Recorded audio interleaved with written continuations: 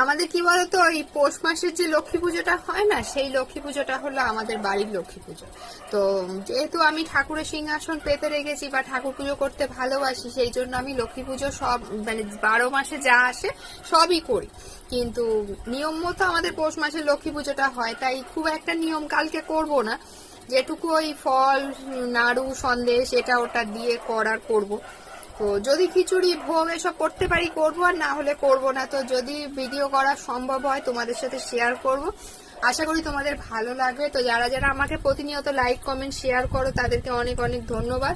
আর যারা ফলো করে অনলি রয়ে গেছো, লাইক, কমেন্ট, শেয়ার করো না, মনে করো যে এনগেজমেন্ট বাড়ানোর জন্য বড় বড় ক্রিয়েটারদের অ্যাকাউন্টে মানে কমেন্টস করা উচিত, তারা ওখানে কমেন্টস করো, খুব ভালো কথা। কিন্তু তোমাদের জন্য আমার ফলোয়ার্স লিস্টটা বেড়ে আছে। তো তাদেরকেও জানাই আন্তরিক শুভেচ্ছা, ভালোবাসা, অভিনন্দন। তো যারা মনে করো যে কি বলে, বড় বড় ক্রিয়েটারদের অ্যাকাউন্টে গিয়ে কমেন্ট করলে এনগেজমেন্ট বাড়বে, কিন্তু তারা হয়তো ভুলে যাও যে যাদেরকে ফলো করে রেখেছো তাদের ফটো ভিডিওতে যদি পোস্ট না করো তারা আবার আনফলো করে দেবে। তো যদিও আমি আনফলো করব না, সে কোনো চাপ নেই, কারণ তোমাদের জন্য আমার ফলোয়ার্স লিস্টটা বেড়ে আছে। তো ভালো কথা, অসুবিধা নেই কোনো।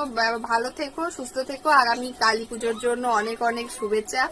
আমি অলরেডি জানলাতে, বারান্দাতে লাইট লাগানো শুরু করে দিয়েছি, তোমরাও লাইট লাগাও।